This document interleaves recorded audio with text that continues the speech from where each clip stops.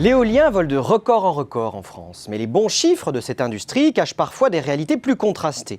Cette filière se révèle par exemple accro aux subventions, alors même que l'Allemagne et les Pays-Bas savent dorénavant construire des parcs sans aucune subvention.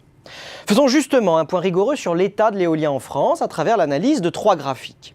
Voici d'abord l'évolution de la puissance du parc, qui atteint près de 13,6 gigawatts grâce à l'installation de 1,7 gigawatts en 2017. C'est un record. L'objectif 2018 des pouvoirs publics est tenu à 90% et au rythme actuel, l'objectif 2023 semble encore atteignable. Les professionnels du secteur ont en effet pressé le pas pour multiplier les mises en service avant l'entrée en vigueur d'un nouveau cadre réglementaire.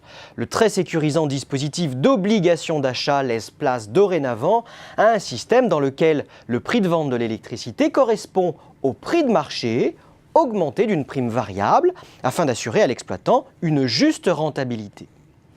Les petits exploitants devront également en passer par des agrégateurs pour vendre leur énergie.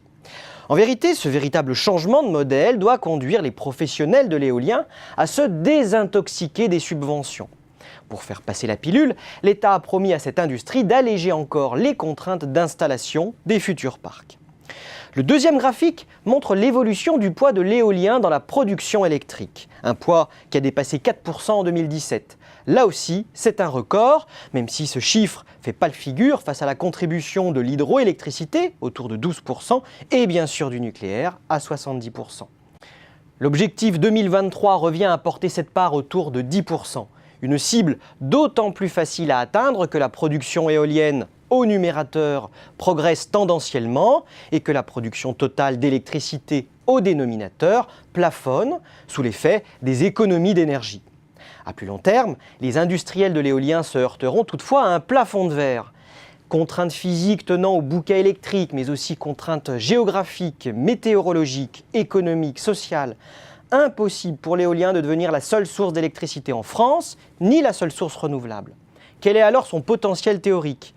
10%, comme le suggérait une société en 1998? 20%? Davantage encore? Difficile à dire. Ce qui est certain, c'est que l'acceptabilité sociale s'avère cruciale dans ce genre de projet, comme l'ont rappelé les oppositions au barrage de Sivens, à l'aéroport Notre-Dame-des-Landes, mais aussi au parc éolien offshore, empêtré aujourd'hui dans des recours juridiques. Le troisième graphique, c'est celui du chiffre d'affaires total de la filière éolienne française. Un chiffre qui a encore augmenté en 2017 pour dépasser 5 milliards d'euros. Tous les moteurs ont parfaitement fonctionné, avec une hausse de l'activité liée au développement et à la construction de parcs, une augmentation des revenus issus de la vente d'électricité et une progression de l'activité purement industrielle, principalement grâce à la montée en puissance de l'usine éolienne offshore de General Electric près de Nantes, une usine qui travaille donc pour le moment à l'export. Le secteur totalise ainsi près de 16 000 emplois directs, en hausse de près de 50% depuis 2013. Quel avenir se dessine alors pour l'éolien en France? Eh bien, au-delà des atermoiements actuels sur l'éolien en mer, cette énergie bénéficie d'un réel soutien politique et surtout d'une amélioration de sa compétitivité par rapport aux autres sources d'énergie. Elle est donc en bonne voie pour se sevrer totalement de toute subvention.